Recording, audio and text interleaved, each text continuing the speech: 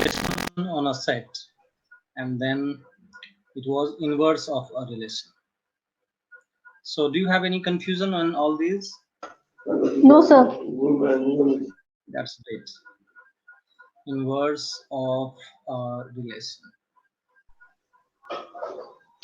Presently, you will not find any question based on this topic in your NCERT textbook. But later on, when we will move to the next topic, that is function, you will notice the uses of these things. You will need to find inverse of a function. The same concept will be used there. Okay. Yes, sir.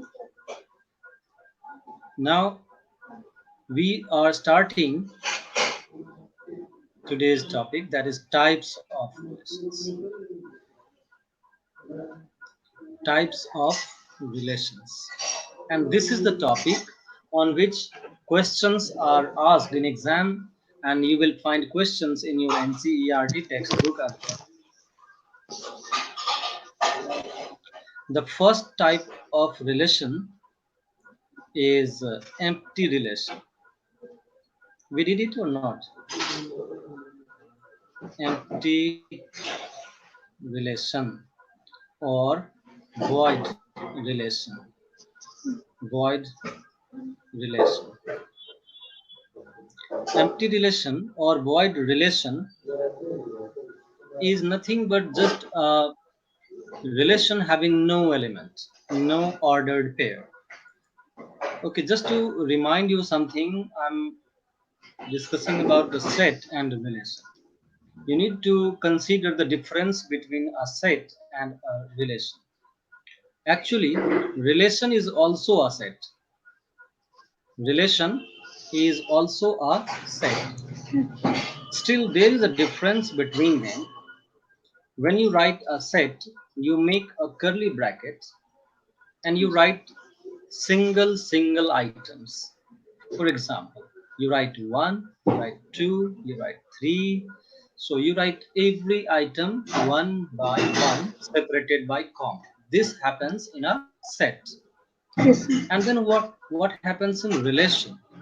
In a relation, here also we make a curly bracket, but inside the curly bracket, we don't write single items, but we write pairs.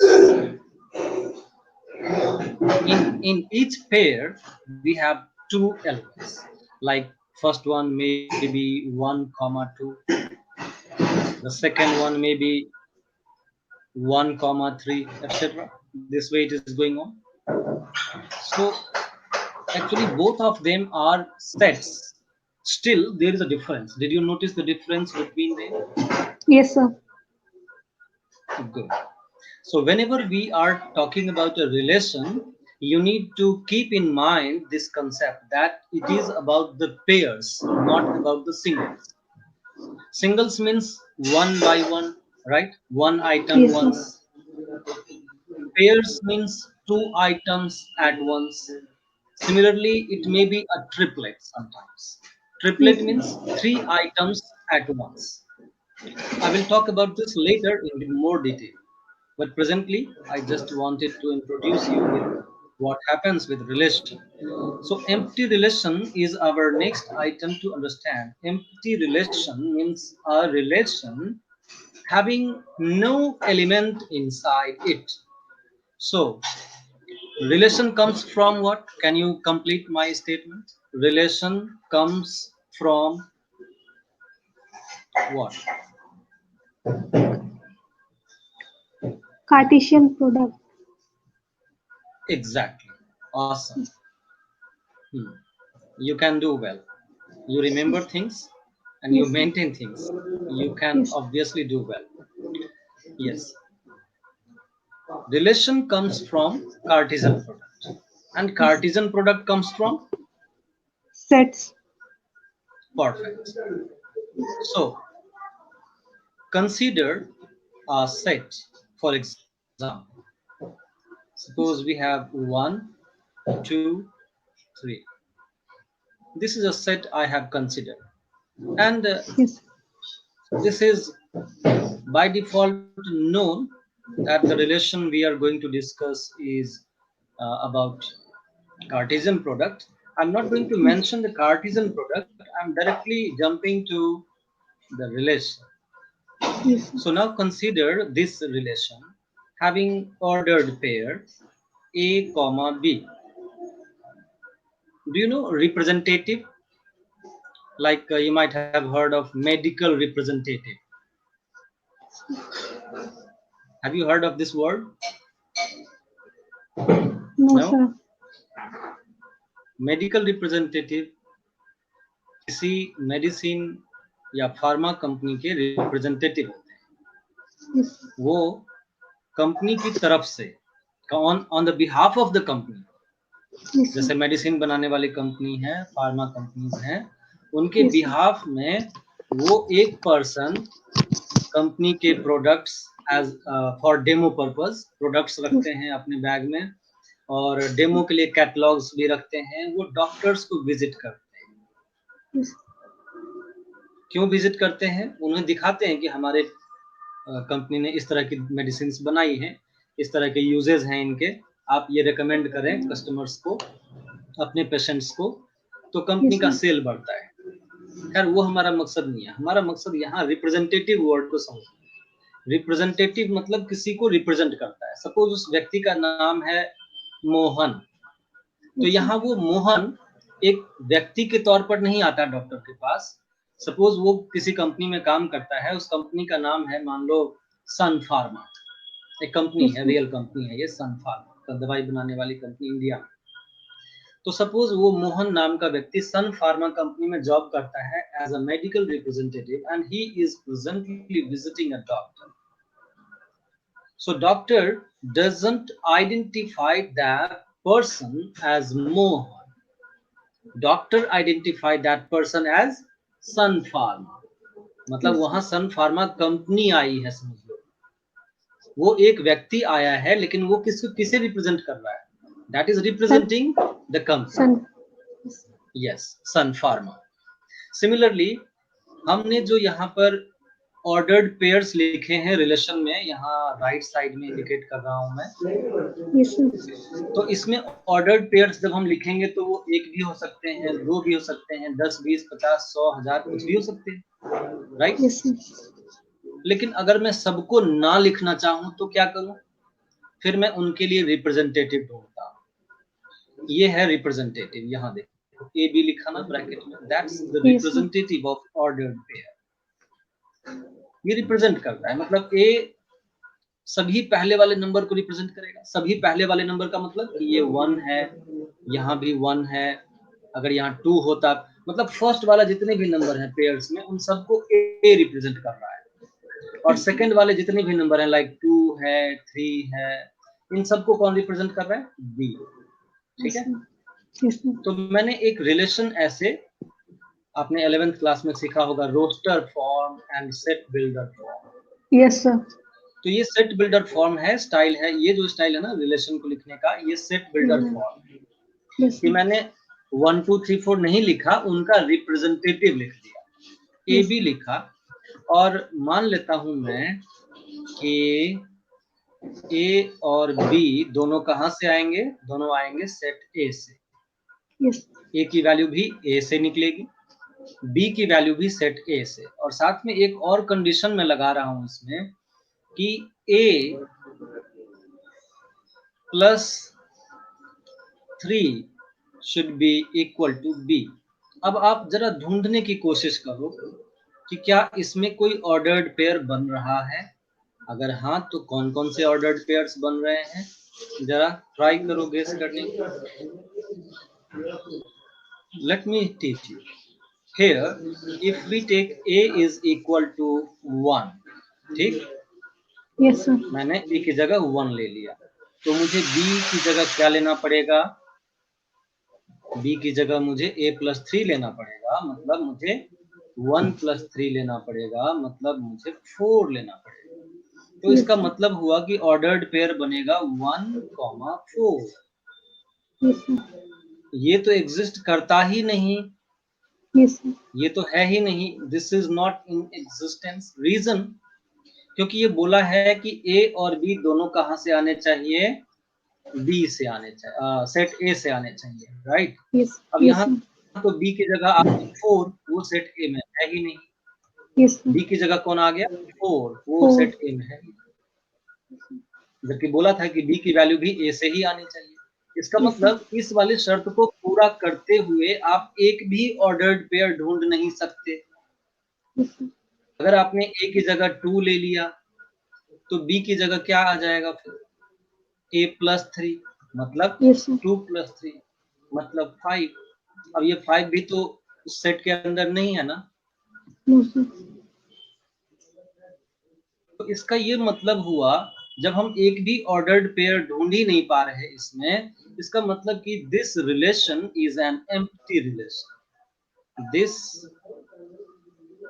Relation is an empty relation, sorry, empty relation. Okay, Yes, sir. ये अच्छी तरह से समझ आया कि क्या कहानी है इसमें। Yes, sir. गुड, तो ये था पहला टाइप हमने डिस्कस किया। सेकंड टाइप डिस्कस करने जा रहे हैं, that is known as universal relation.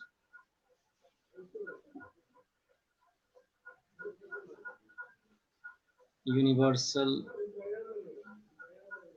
Relation, ये राइटिंग आपको क्लियर हो रही है बेटा? Yes, sir. ये स्पष्ट दिख रहा है सब कुछ? Yes, sir. सब कुछ. यूनिवर्सल रिलेशन, यहाँ यूनिवर्सल रिलेशन को एक्सप्लेन करने के लिए मैं आपको थोड़ा रिमाइंड कराना चाहूंगा पिछले क्लास में जो हमने डिस्कस किया था, ट्रायल क्लास में, उसका थोड़ा सा कंटेंट। मैंने ये बात की थी उसमें कि हमारे पास एक सेट होता है, लाइक 1 2 ले लिया मैंने एक सेट, और अगर इसी सेट को आधार बनाकर based on this set only, if I create a Cartesian product, मतलब ए से ए में ही अगर मैं कार्टेशियन प्रोडक्ट बनाऊं तो कार्टेशियन प्रोडक्ट मिलेंगे मुझे, एक तो है 1 1, फिर है 1 2, फिर है 2 1। अगर आपको लगे कि सर थोड़ा फास्ट भी चल सकते हो आप, मुझे बताना, ठीक है? मैं थोड़ा जानबूझकर पेस मेंटेन करने की कोशिश कर रहा हूँ कि it Yes, sir. Must be clear, ठीक है? Yes, कई बार ऐसा होता है कि आपकी अंडरस्टैंडिंग अच्छी बन रही हो अगर, तो yes, फिर आपको लगेगा कि सर तो थोड़ा स्लो चल रहे हैं, क्योंकि yes, आपकी sir. अंडरस्टैंडिंग थोड़ी अच्छी बन गई है, तो फिर मैं भी अपनी स्पीड बढ़ाऊंगा, ठीक है? So this is the Cartesian product A cross ए। अब ये तो आपको पता है कि रिलेशन कार्टेशियन प्रोडक्ट से ही निकलता है। Yes, sir. अब इसके इस ए क्रॉस ए में जब हम रिलेशंस ढूंढेंगे, कितने रिलेशंस ढूंढ पाएंगे, कोई गेस? लास्ट क्लास में हमने डिस्कस किया था। A to the power m. To the two 2 to the power. Yes, sir. 4, हाँ है ना, इसमें 4 एलिमेंट्स हैं, 1 Yes, 1 sir. Yes. 2 1 2 2 1 2, Yes, sir. 4 elements हैं, 2 पावर 4 मींस 16 रिलेशंस बन सकते हैं। मैं सभी 16 तो नहीं लिखूंगा, टाइम कंज्यूमिंग हो जाएगा, बट मुझे Yes, कुछ sir. मेरा कुछ मकसद है, तो मैं कुछ थोड़े से लिखना चाहूंगा। जैसे कि फर्स्ट में लिखूंगा मैं 5, 5 आपको पता है सबका सबसेट होता है, Yes, sir. सभी सेट्स का सबसेट, तो 5 ले लिया। उसी तरीके से मैं एक 1 1 को निकाल के रख सकता हूँ, सिंगल सिंगल ले सकता हूँ, मेरा मतलब सिंगल Yes, सिंगल ले sir. सकता हूँ, डबल डबल ट्रिपल ट्रिपल भी ले सकता हूँ। Yes, तो sir. इस तरीके से बढ़ती रहेगी कहानी। और सबसे लास्ट में जो मैं लूंगा वो क्या होगा, सबसे बड़ा वाला जो लूंगा वो क्या होगा, सबसे बड़ा वाला तो ये खुद ही होगा ना। Yes, sir. कोई भी सेट खुद का सबसेट भी होता है, Yes, sir. तो ए क्रॉस ए जो है ना कार्टेशियन प्रोडक्ट, ये खुद का सबसेट भी है। तो जब मैं सबसेट्स की लिस्ट बना रहा हूं तो मैं पूरा का पूरा ए क्रॉस ए भी लिखूंगा, ये खुद भी उसके सबसेट के लिस्ट में शामिल होगा। Yes, sir. ये क्लियर है? Yes, sir. ठीक है, 1 1 1 2 2 1 2, देखो मैंने सब सारे तो नहीं लिखे, 16 होने थे, लेकिन मैंने 16 नहीं लिखे। Yes, sir. मैंने जो लिखे हैं उसमें से मैं 2 को हाइलाइट करना चाहता हूँ। एक तो सबसे छोटा वाला और एक सबसे बड़ा वाला। ज़रा ध्यान से देखिए। Yes, sir. सबसे छोटा वाला पाई, ठीक? Yes, sir. और सबसे बड़ा वाला A क्रॉस A खुद ही, खुद ही. Yes, sir. ठीक? तो अब इतनी डिस्कशन के बाद मैं एक क्वेश्चन पूछना ये चाहता हूँ कि A क्रॉस A में जितने भी रिलेशंस बन सकते हैं, 16 बन सकते हैं, पता है। तो उनमें उन 16 में से सबसे छोटा रिलेशन कौन-सा है? 5. 5, वेरी गुड। और वो रिलेशन जिसमें सबसे ज़्यादा एलिमेंट्स हैं, वो कौन-सा है? A cross A. खुद खुद ही ही, वो मतलब. राइट। Yes, sir. हाँ, तो यही जो सबसे छोटा वाला है, इसी को हम कहते हैं एम्प्टी। और जो सबसे बड़ा वाला है, इसी को कहते हैं हम यूनिवर्सल। ठीक है? Yes, sir. किसी भी कार्टेशियन प्रोडक्ट में जितने भी रिलेशंस बन सकते हैं, उनमें से जो सबसे छोटा रिलेशन है वो है एम्प्टी सेट, एम्प्टी रिलेशन। और जो सबसे बड़ा रिलेशन, सबसे ज्यादा एलिमेंट्स वाला रिलेशन बनेगा, वो होगा यूनिवर्सल।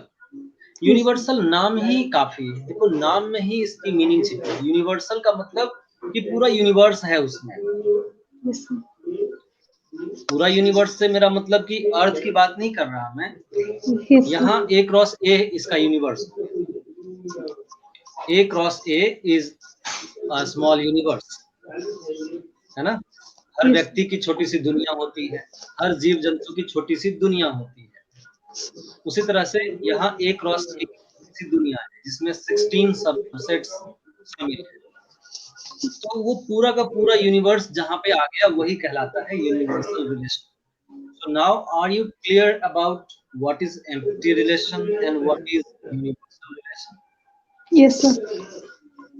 ठीक है।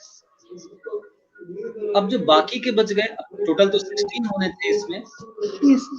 उनमें से हमने 2 को कैटेगराइज़ कर लिया, एक को एम्प्टी बोल दिया, सबसे बड़े वाले को यूनिवर्सल बोल दिया और बीच के जो 14 रह गए, उन्हें हम क्या कहते हैं? उनके लिए कोई स्पेसिफिक नाम तो नहीं है, लेकिन कुछ कैटेगरीज़ हैं जिन्हें हम डिस्कस करेंगे और वो कहीं न कहीं उन कैटेगरीज़ में आते रहेंगे। ठीक है? वो फिक्स नहीं है। Yes, sir. चलो फिर मैं आपको इसकी डेफिनिशन लिख के नहीं दे रहा अभी यूनिवर्स की, ठीक है? Yes. क्योंकि नोट्स में दे दूँगा आपको तो वहाँ लिखा-लिखाया मिल जाएगा, तो फिलहाल जो डेफिनिशन लिखने का जो टाइम है वो मैं बचा रहा हूँ, ठीक है? Yes, sir. कंसेप्ट तो समझ आ गया ना? Yes, sir. Very good. अब जो तीसरा आइटम है यहाँ पर, तीसरी जो टाइप है, वो है ट्रिवियल रिलेशन। ये एनसीईआरटी में शायद आपको पढ़ने को ना मिले, होगा कहीं न कहीं लिखा हुआ एक आध जगह पे, लेकिन Yes, मुश्किल sir. से ही वो दिखता है कहीं। ट्रिवियल रिलेशन, और ये बोर्ड में कई बार बच्चों को बहुत दर्द देता है। ट्रिवियल रिलेशन, ये ट्रिवियल क्या चीज़ है? एम्प्टी और यूनिवर्सल दोनों को एक कैटेगरी में, एक बॉक्स के अंदर अगर हम भर दें, तो उस बॉक्स का नाम होगा trivial relation. Yes, sir. Empty and universal relations are known as trivial relation. Trivial relation. ठीक है? तो Yes, जब sir. भी आपसे पूछा जाए, कोई क्वेश्चन आ जाए और बोला जाए कि चेक करो ये रिलेशन ट्रिवियल है या नहीं, तो आपको बस इतना देखना पड़ेगा उसमें कि क्या वो एम्प्टी रिलेशन है या फिर क्या वो यूनिवर्सल रिलेशन है। अगर वो एम्प्टी है या फिर यूनिवर्सल है तो आप बोलो कि yes this is trivial relation. ठीक है? अगर उन दोनों में से कोई सा भी ना हो, अगर वो एम्प्टी भी नहीं, यूनिवर्सल भी नहीं, then we will say this is not trivial relation. Yes, sir. इसके बाद हम आगे बढ़े तो नेक्स्ट कैटेगरी है आइडेंटिटी रिलेशन.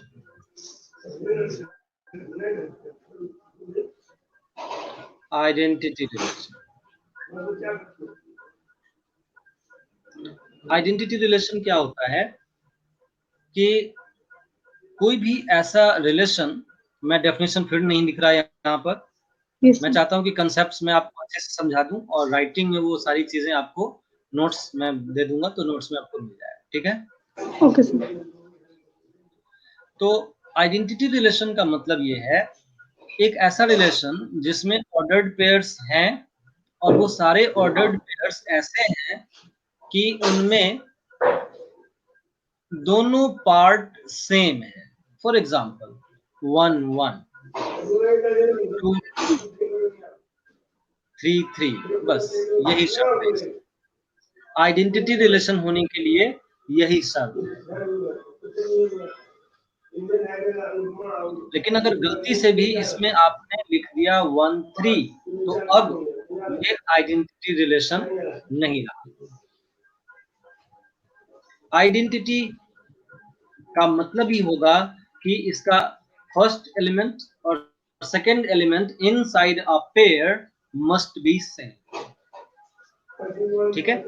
Yes, sir. तो ऐसे भी लिख सकते हैं इसको हम कि R is equal to ordered pair A comma A, मतलब दोनों part same, Yes, sir. where A comes from what? Comes from the set. मैंने सेट लिखा नहीं है, बट यहाँ A इंडिकेट कर रहा हूँ. Yes, मान sir. लो कि मैंने सेट ले लिया, यहाँ पर एज्यूम कर लिया. ठीक है. तो आइडेंटिटी रिलेशन में दोनों पार्ट के अंदर सेम होने चाहिए और ये जरूरी है. ठीक है. Yes, sir. Next category is called reflexive. Reflexive relation. अब reflexive relation के लिए आइडेंटिटी तो आपको समझ आ गया ना सोनी? Absolutely, sir. ठीक है. अब रिफ्लेक्सिव जो है आइडेंटिटी से बस आधे कदम की दूरी पर है. वो कैसे? रिफ्लेक्सिव के लिए क्या जरूरी है कि अगर आपके पास कोई सेट है, एक मिनट, मैं इसकी डेफिनेशन लिख देता हूँ. A relation on a relation R on a set A is reflexive if A comma A belongs to the relation for every. ये सिंबल देखा है पहले कभी, ये वाला No, symbol? sir. Yes, sir. RS Agarwal में. हाँ, ये फॉर एवरी बोलते हैं इसको, फॉर एवरी. आप चाहो तो वर्ड में लिख लो फॉर एवरी ऐसे करके, या फिर ये सिंबल बना लो वी की तरह बनाकर, उसमें हॉरिजॉन्टल कट लगता है. और every a belonging to the set. ये है इसकी डेफिनेशन. अब आपको लग रहा होगा कि सर ये तो सेम टू सेम हो गया, क्योंकि जब आपने आइडेंटिटी बताया वहां भी आपने ये लिखा था और रिफ्लेक्सिव बताया उसमें भी यही चीज लिख दिया, क्या फर्क है दोनों में? तो ये बहुत ही फाइन डिफरेंस है. You must be carefully noticing it.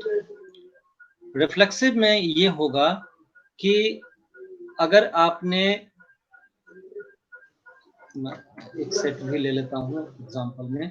मान लो एक सेट है हमारे पास 1 2, दो ही एलिमेंट्स हैं इसमें, और इसका जब मैं रिलेशन लेता हूँ एग्जांपल में, तो अगर 1 है सेट के अंदर, तो रिलेशन के अंदर 1 1 का होना जरूरी है. अगर 2 है रिलेशन के सेट के अंदर, तो रिलेशन के अंदर 2 2 का होना जरूरी है ना? Yes, sir. ये बात समझ आ रही है? अगर Yes, sir. 1 है रिलेशन में तो 1 का रिलेशन में होना जरूरी है, और अगर 2 है सेट के अंदर तो 2 का रिलेशन में होना जरूरी है। अब इसके अलावा अगर हम इसमें 1 2 भी रख देते हैं तो not a problem, it is still a reflexive relation. बात आई समझ? Yes, sir. क्या फर्क नोटिस किया आइडेंटिटी और रिफ्लेक्सिव में? Yes, sir. क्या फर्क नोटिस किया?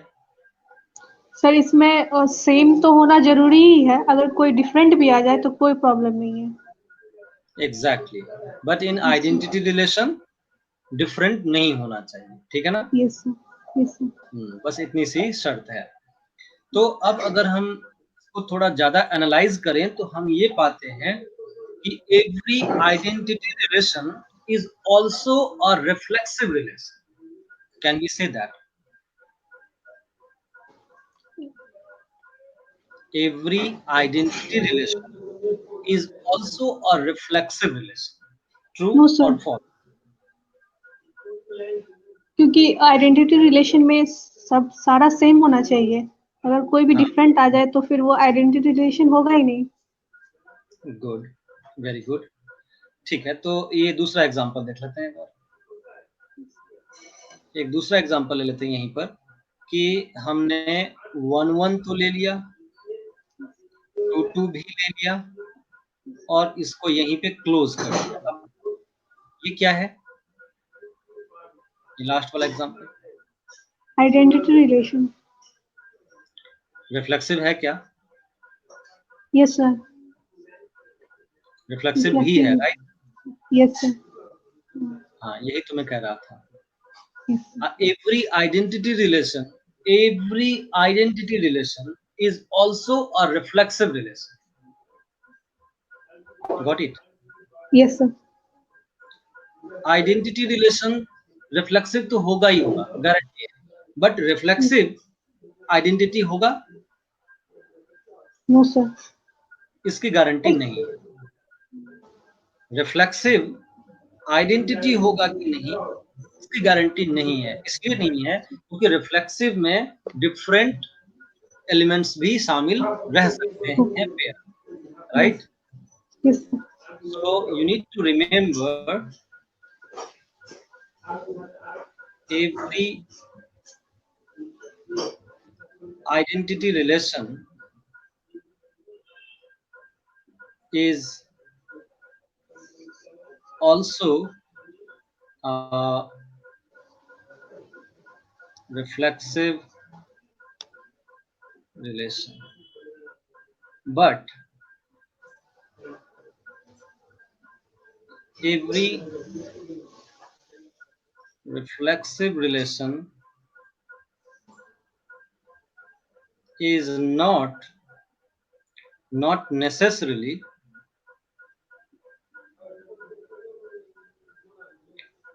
uh, an identity relation. ये क्लियर है? Yes sir.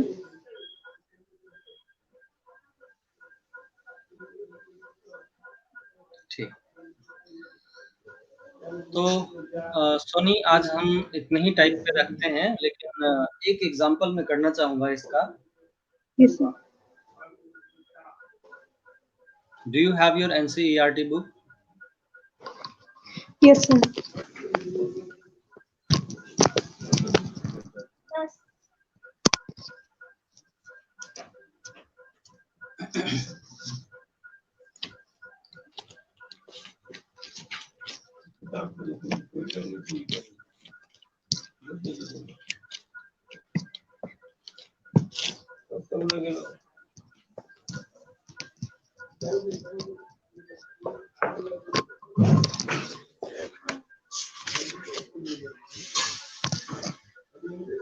Yes, sir. I have anxiety book. Just a moment. I am also opening the book. Oh,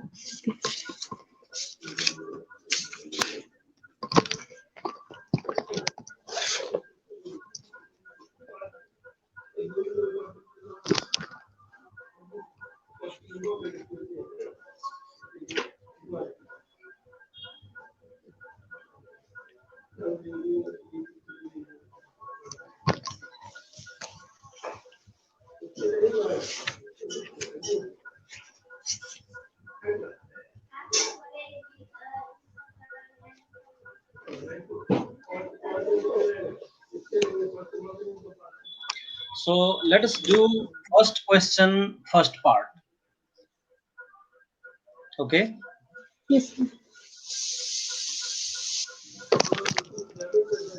What does it say? It says determine whether each of the following relations are reflexive, symmetric, and transitive. But since we have discussed only about reflexive, so we will be checking only for reflexive part. Can you tell me what is the set given in that part, first part?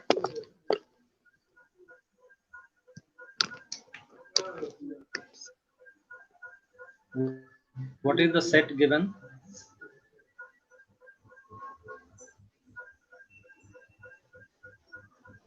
Do you see? Sir, I have part 2 book of NCRT. Not part one. No, sir. Do one thing.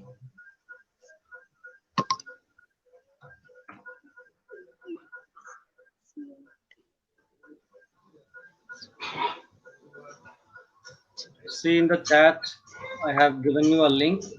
Copy and paste in a new tab. NCERT book will open.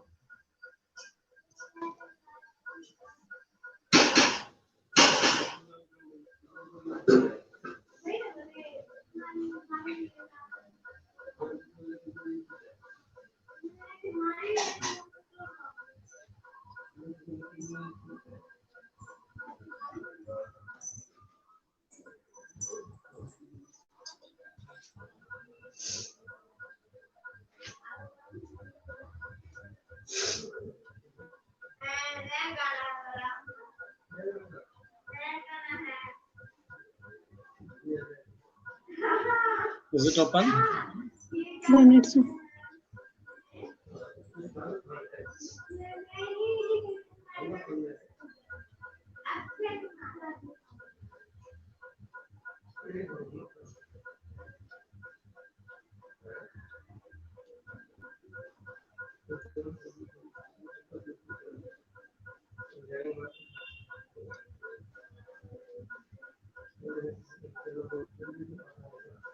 Yes, sir.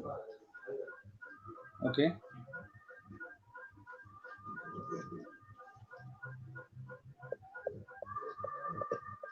Did you see the first question, Yes, sir. first part? Yes, sir. Set given is 1, 2, 3, 4 till 14. Yes, sir. And the relation given is pair xy. The condition is that 3 times of x minus y should be 0. Yes, sir. So this type of style, this style of writing the relation is called set builder form. Yes, sir. Set builder form. If you want to see it in the roster form, you can write this way. It is not necessary for the solution. This is extra thing I'm giving you. Yes, sir. Suppose you have taken 1 from the set A in place of x. Then what will you take in place of y? Any idea?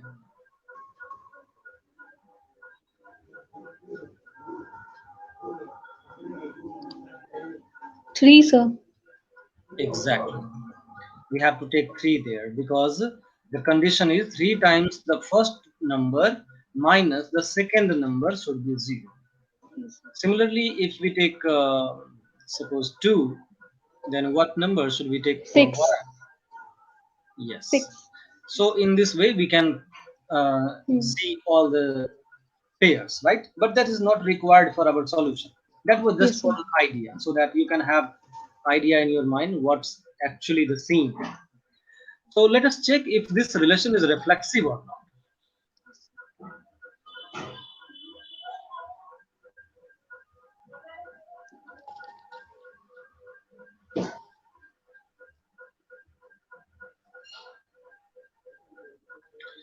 As we have seen the condition was that if you take any element from the given set, Yes, sir. then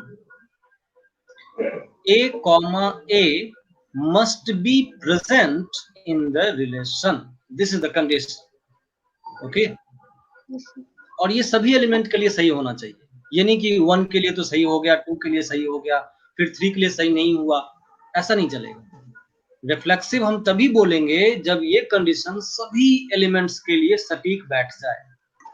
अब मान लो इसमें हमने ए की जगह first वाला ले लिया। मैं थोड़ा सा रफ वर्क करके दिखाऊंगा, प्रॉपर आइडिया आपको मिल जाए। एग्जाम में तो इतना करके नहीं दिखाना होता है, मैं अंडरस्टैंडिंग बनाने की कोशिश कर रहा हूँ, ठीक है। Yes, sir. ये रफ वर्क मैं राइट साइड में कर रहा हूँ। मान लो मैंने ए की जगह 1 ले लिया, क्योंकि पहला एलिमेंट सेट में 1 है। Yes, sir. तो क्या आपको लगता है 1 इस रिलेशन के अंदर शामिल हो पाएगा? No, sir. Of course not. तो हमें ज्यादा मेहनत करनी नहीं पड़ी, पहले ही अटेम्प्ट में हमें ये क्लियर हो गया कि ये रिफ्लेक्सिव नहीं है। Yes, sir. क्योंकि ये जो शर्त है ना, ये कंडीशन जो है रिफ्लेक्सिव होने के लिए, ये सभी एलिमेंट्स को फुलफिल करना था। और बाय चांस हमने सबसे पहले जिस एग्जांपल को अटेम्प्ट किया वहीं ये फेल हो गया, तो फिर आगे जाने की हमें कोई और जरूरत नहीं। Still if you want to check, आप 2 के लिए देख लो, ये आपको सही नहीं लगेगा, 3 के लिए भी सही नहीं है, 4 के लिए भी सही नहीं है, राइट? Yes, sir. हाँ, तो हम यहाँ पर ये जो मेंबर ऑफ का साइन लिखा है ना, ए बिलोंगिंग टू आर, यहाँ पे कट मार्क लगाएंगे। ऐसे कट मार्क का मतलब कि not a member, A is not a member of relation. हाँ, अगर आप चाहो तो ये जो कैलकुलेशन हमने रफ स्पेस में किया है ना, ये आप मेन आंसर में भी फॉर एन एग्जाम्पल करके लिख सकते, उससे कोई गलत इम्पैक्ट नहीं पड़ेगा, थोड़ी ज्यादा क्लैरिटी आएगी, तो ये अच्छा ही रहेगा। एग्जामिनर को ये क्लियर हो जाएगा कि स्टूडेंट इतना क्लियर सोच रखता है, क्लियर थिंकिंग रखता है सॉल्यूशन को लेकर, ठीक है। Yes, sir. तो Yes, मैं इसको शामिल कर ही लेता हूँ, मैं यहाँ पे मेंशन कर ही देता हूँ। Example 1 belongs to the set, 1 minute, 1 belongs to the set, but 1 does not belong to the relation as 3 times 1 minus 1 is not 0। ठीक है, तो हमने क्लैरिफाई भी कर दिया एक एग्जांपल देकर कि ये रिफ्लेक्सिव नहीं है। Hence R is not reflexive। ठीक है, तो Yes, सोनी ये कंटेंट हमारा आज का यहीं पे खत्म होता है। Okay, sir. और थोड़ी अभी 1 मिनट खत्म मत करना अभी। Yes. हमने अभी सिमेट्रिक और ट्रांजिटिव जो आगे आने वाली कैटेगरीज हैं वो डिस्कस अभी नहीं किया है, हमने डिस्कस किया रिफ्लेक्सिव तक। Yes, तो sir. आप ये काम करना कि ये इलेक्ट्रॉनिक बुक तो आपको मिल गई पीडीएफ, है ना? Yes, sir. आप चाहो तो इसे मोबाइल में भी ले सकते हो, डाउनलोड करके मेल पे सेंड करके डाउनलोड कर लो मोबाइल में या फिर लैपटॉप में, जैसे आप कंफर्टेबल हो। Yes, अब sir. आपको करना ये है कि इसमें जितने भी क्वेश्चंस हैं उनमें सिमेट्रिक ट्रांजिटिव मत करना, सबका रिफ्लेक्सिव वाला पार्ट जो है ना वो चेक कर दो। Yes, sir. बोला आपको समझ आ ही गया? Yes, sir. तो रिफ्लेक्सिव वाले पार्ट सभी क्वेश्चन के ट्राई कर लो, अटेम्प्ट कर लो, और जिसमें ना हो पाए वो अलग से कहीं नोट कर लो ताकि अगले क्लास में आप मिस ना करो, पूछ लो मुझसे। और जो now bye, see you Bye, sir. Next. Thank you, sir.